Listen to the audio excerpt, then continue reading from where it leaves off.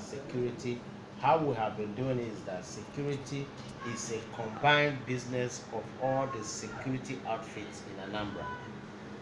All security commanders will come together to make sure that we fix all security situations that arise. We have routine on and on security commanders meeting. So we strategize on that. But then specifically in line to what my law says, first and foremost, my law says that we exist to maintain peace and order, isn't it? So in that realm, we cover almost every other aspect of criminality in the society. But then specifically, you know that the law gives us the power on private guard companies, give us power on management and fostering of crisis. We have powers over protection of critical national assets, anti-vandalization, and then all that. So in all of these things, we have always stretched our hand to cover wherever it is that we have to. But naturally, the Anambrarians, what has hitherto been their problem was the security of their environments, their property, and their lives, and that we are doing very well. Yeah. Thank you, sir. Sir, see, equally, sir, since the beginning of this Anambra State governorship electoral process, what has actually been the experience of your command in providing adequate security? Yes, the Anambra elections, we started the process more than 2 months back. We were involved in the car registration exercise at the local level where I posted my personnel to help protect those people who were involved in that. We have been part of the primary elections for bringing up candidates for various parties. We have been part and parcel of security for the campaigns.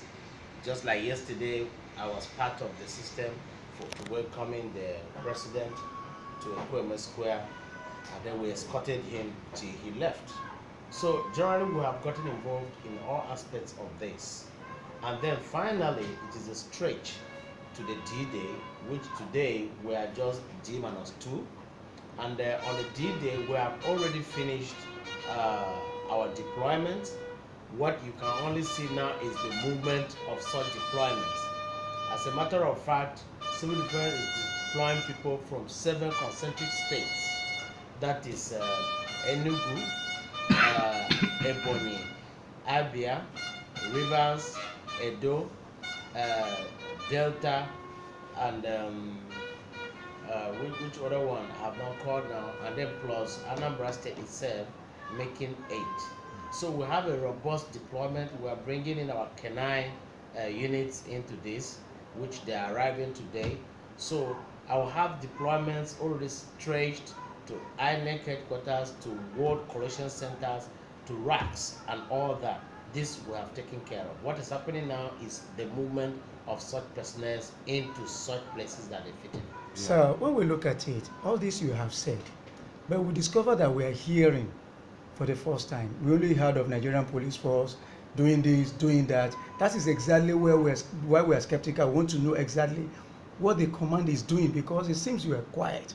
But all this you have put in action is not known.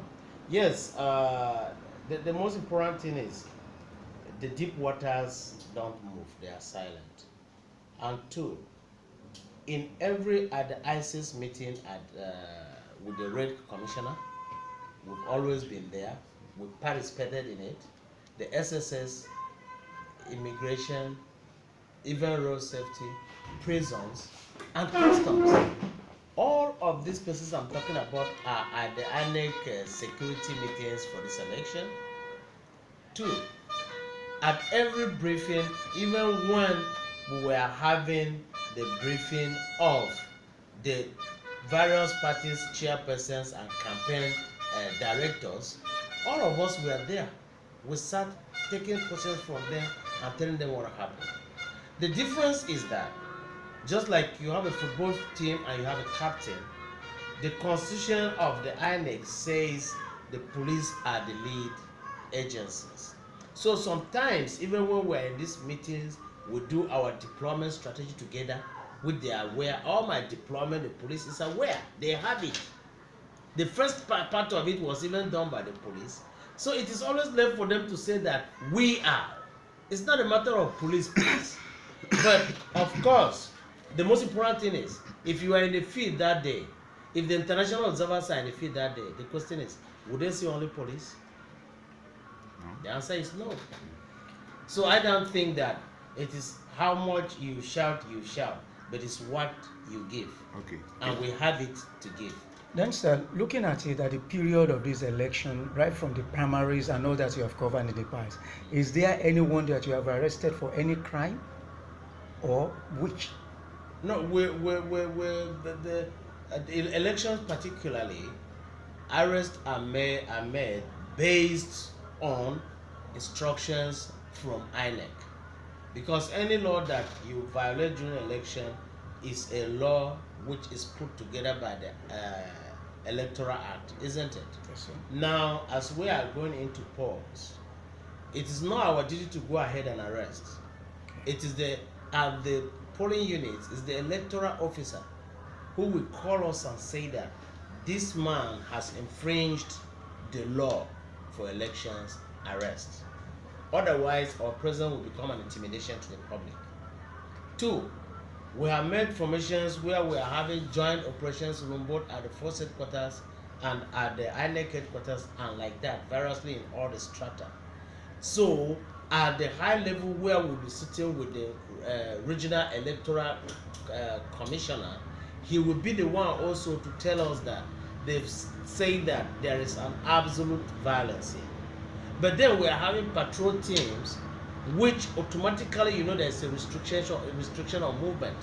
So if we see you moving without the right card to allow you to move, we have to stop you, search your vehicle if you are carrying anything incriminating. And of course, we don't expect that we should see a vehicle carrying 10 people, 6 people on that day. There's total restriction of movement, isn't it? That is from when we will start effecting the issue of arrest and all that. Yeah. But then during campaigns, you could just have flashes where they say someone shot a gun, but nobody saw the person. There was scampering in all those kind of places. And then there are situations where I think around Inteje, where some of the supporters of APC crashed with those of ABGA. In such situations, some simple arrests have to be made. But of course, police. In my own custody, we have not had any situation that warrants our arresting anybody to come and say you have committed an electoral crime. No. Yeah, thank you, sir.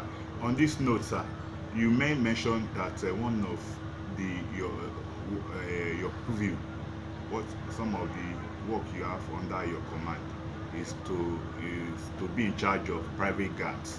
Yes, it's our duty. Yeah, sir. Since we came into this state, we've been able to observe the activities of some of these private guards. Yes. We're able to observe that some of them, majority of them, are usually in possession of weapons, rifles, like some filling stations, some churches, who are making use of personnel from private guards.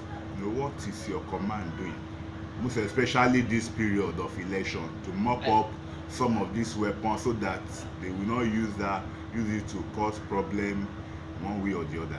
I want to tell you that no, those people you see with those weapons you are talking about are not PGCs. They are not private guard companies. They are vigilante. And Anambra State has a law which has approved the existence of vigilante. And then those kind of weapons you see with them are those ones that you call double barrels. And most of them, as you see them, have license. And licenses are given by police. Even you, if you apply for a double barrel and you explain the reason why you are applying for it and it's acceptable, they will give you a license. So naturally, most of those people you see like that are people that have licenses and under the vigilante platform. So that is it. Then to clarify this, we have read the Riot Act. We have called the person in charge of the whole vigilante in Anambra, who is retired CP Aduba, and he is aware that nobody, and as we repeat, nobody is deploying any vigilante for the sake of these elections. So those people you see are not private guard companies, they are vigilante, and they are existing under their law, under the state government. Okay, so finally, sir, as an experienced officer, sir, that have gone around, by the time it is considered with your job in Anambra State, what can you say about the difference? Is it challenging or the state is peaceful? You see, what I say is that as a security commander, there is no time you will sit down and say this place is peaceful. Otherwise, there will be no peace. And as a security commander, naturally you don't sleep, so that the people out there will get that peace. As a security commander, the job is always challenging 24 hours. If I tell you when I sleep every other day from now, you will not understand it. And as a security commander, if you call me and this phone does not ring in my own job, it's already a crime. The phone must be on 24 hours all through 7 days, 31 days, and 365 days of the year. This phone cannot be off. So, as a matter of duty, it's a challenging position. Yes. But then, the result of it is that, yes, we are working very hard here, and of course, you can see the peace in Anambra, isn't it? That is it also. You can see that people have been patronizing evening joints, nightclub, unlike some days, years back, when you come to Anambra and you are passing even through by this road at night, before 8 o'clock, it's like a ghost town, isn't it? But now, 11, 12, 1, you see people walking. It's because we don't sleep, so that you people can walk.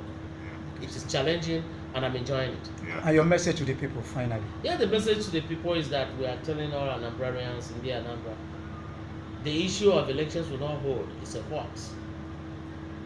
Elections will hold. As I'm talking to you now, we are starting a routine show of force, which this time around is not just saying that we have rifles and everything to protect. We are telling the people that we are coming out here to make sure that you are secured. Go out and vote. So as I'm talking to you now, most of them will not notice our movement. All security organizations are coming out and will normally do it. We are taking from Onitsha, we will move through Nnewi and like that. Then tomorrow we take, and we have loudspeakers. So we are speaking to the people and telling them, we are protecting you. Are you with me? Our movement is to protect you. Come out and vote. Come out and vote. So I'm telling India Anambra, come out and vote. Thank you very much, Thank you. sir.